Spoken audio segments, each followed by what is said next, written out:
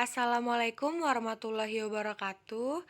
Perkenalkan, kami dari kelompok 6 ingin mempresentasikan hasil diskusi kami, pengukuran hasil teknologi fermentasi pada substrat padat di mata kuliah bioteknologi yang beranggotakan saya sendiri, Deti Intan Febrianti dan kawan saya Wahyu Hidayanti. Pada pembahasan kali ini, kita akan membahas 4 sub pokok bahasan, yaitu ada teknik pengukuran, pemindahan massa dan energi, peningkatan skala, fermentasi substrat padat. Yang pertama ada teknik pengukuran. Yang pertama contohnya yaitu adalah gas kromatografi. Metode ini digunakan untuk melakukan pemisahan dinamis dan identifikasi semua jenis senyawa organik yang mudah menguap. Kelebihannya yaitu pada waktu analisis yang singkat dan ketajaman pemisahan yang tinggi. Gas dan uap mempunyai viskositas yang rendah serta kesetimbangan partisi antara gas dan cairan berlangsung sangat cepat. Fase gas dibandingkan sebagian besar fase cair tidak bersifat reaktif terhadap fase diam dan zat terlarut. Yang kedua ada high performance liquid chromatography yang digunakan untuk pemisahan komponen dalam campuran. Efisiensi, kecepatan, peningkatan throughput, dan pengurangan biaya analisis adalah karakteristik penting dari HPLC ini. Tujuannya memisahkan molekul dalam waktu yang minim sehingga penting untuk meningkatkan hasil analisis dan mengurangi waktu analisis. Dan kromatografi cair ini berkinerja sangat tinggi, mencakup pemisahan LC menggunakan kolom yang mengandung partikel yang lebih kecil dari ukuran 2,5 sampai 5 nanometer yang biasanya digunakan dalam HPLC. Manfaatnya menggunakan kolom ini yang lebih kecil adalah efisiensi yang lebih besar persatuan waktunya. Yang ketiga ada jenis metode berat jenis. Yang pertama ada pengukuran jumlah sel dapat dilakukan secara mikroskopik langsung yaitu Petrov-Hauser, perhitungan bilik hitung, perhitungan ruang kaca, perhitungan pada cawan, dan perhitungan sel secara otomatis. Yang kedua ada pengukuran massa sel, yaitu ada pengukuran berat kering menggunakan sentrifugasi pada kultur. Yang kedua ada kekeruhan dengan metode turbiditas. Yang ketiga ada volume sel yang dipadatkan. Dan yang terakhir ada pendugaan massa secara tidak langsung. Ada pengukuran konsumsi nutrien, pengukuran komponen sel, pengukuran produk yang terbentuk, pengukuran panas fermentasi, dan perubahan viskositas. Materi yang kedua ada pemindahan massa energi. Perpindahan massa energi dan adalah perpindahan massa antar fase gas cair terjadi karena adanya beda konsentrasi antar kedua fase. Dan perpindahan massa ini terjadi pada oksigen dari fase gas ke fase cair. Kecepatan perpindahan ini dapat ditentukan dengan koefisien perpindahan massa. Nah, pada koefisien perpindahan massa oksigen ini dapat diukur dengan metode dinamik. Nah, metode ini berdasarkan konsentrasi oksigen yang terlarut dalam media cair sebagai fungsi waktu. Dan pada penelitian perpindahan massa energi ini dilakukan oleh Xia et al. Dengan menggunakan bubble kolom reaktor, di mana ada fluida yang dapat digunakan adalah tap water, dan pengukuran transfer massa adalah dengan metode dinamis. Hasil yang diperoleh dari penelitian tersebut berupa persamaan matematika yang menghubungkan konstanta laju perpindahan massa gas cair dengan laju alir volumetrik udara. Nah, persamaannya tuh yang ada di bawah ini. Ada KLA sama dengan 0,467 dot VG pangkat 0,82. Itu persamaan yang pertama. Nah, selanjutnya ada Lewis and Whitman dalam Riet dan Tremper 1991 menggambarkan bahwa transfer massa sebagai proses difusi pada reaktor bubble kolom dengan ketebalan film yang dinotasikan dengan diameter gelembung dan kecepatan gelembung gas, dan dengan asumsi profil konsentrasi yang linier dapat dinyatakan seperti rumus di bawah ini. Selanjutnya, persamaan yang tadi di atas tadi adalah perkiraan pertama untuk harga Kiel pada dinamika gelembung pada film cair. Sedangkan pada permukaan gas cair, di mana seluruh permukaan tersebut tidak terdapat transport konvektif, dapat dikalkulasikan sebagai berikut, seperti rumus di bawah ini. KIL dB per DIL sama dengan SH sama dengan 2. Nah, keadaan ini biasanya tidak berlangsung lama karena meningkatnya kecepatan gelembung udara pada film cair dan adanya transport konvektif pada jarak tertentu di permukaannya. Nah, penelitian yang dilakukan oleh Calder-Bank dan Mu Yong 1961 menyatakan bahwa rumusnya seperti di bawah ini. Di rumus persamaan 4 bisa dilihat. Nah, nanti hasilnya adalah SH sama dengan F dalam kurung RE, SC tutup kurung. Nah, pada pemindahan massa interpartikel dalam suatu fermentasi substrat padat, ukuran partikel menentukan banyaknya ruang dan massa substrat yang dapat ditempati oleh udara ruang kosong. Hampir semua fermentasi melibatkan mikroorganisme aerobik dan transport oksigen ke dalam ruang kosong merupakan parameter kritis yang mengendalikan perkembangan pertumbuhan dan pembentukan produk. Pemindahan oksigen ini ke dalam ruang kosong berkaitan erat dengan tingkat kadar air bahan karena tingkat Ka-nya bebas dan tinggi. Nah, ini akan ditimbulkan oleh pembuangan udara keluar, menyebabkan ruang kosong yang sangat rendah. Nah, pemindahan massa intrapartikel ini berhubungan dengan pemindahan nutrisi dan enzim dalam substrat fermentasi. Yang kedua ada pemindahan panas yang terjadi karena tingginya konsentrasi substrat persatuan volume akan menimbulkan panas mikrobial persatuan volumenya menjadi jauh lebih besar daripada fermentasi cair. Selanjutnya akan dijelaskan oleh Mbak Wahyu. Terima kasih. Selanjutnya saya akan menjelaskan tentang peningkatan skala.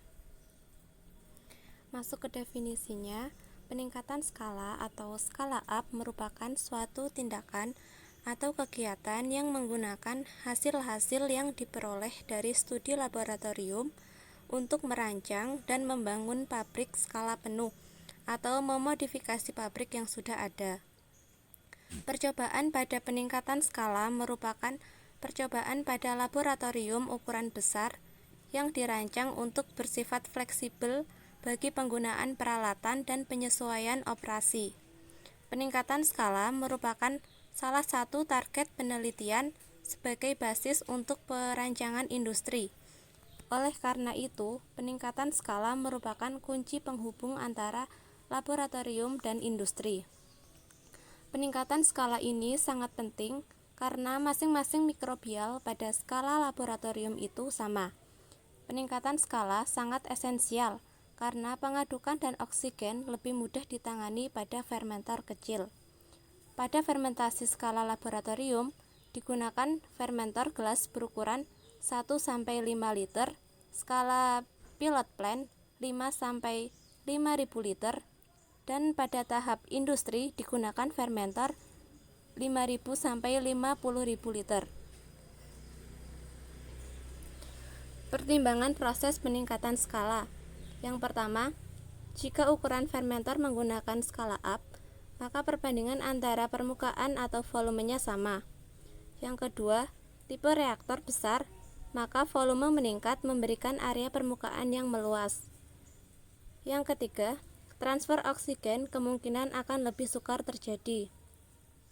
Yang keempat, hampir semua bioreaktor pada umumnya aerobik, maka transfer oksigen yang efektif sangat diperlukan. Dan yang terakhir, perlu media yang kaya sehingga terjadi peningkatan biomasa yang perlu oksigen yang lebih besar.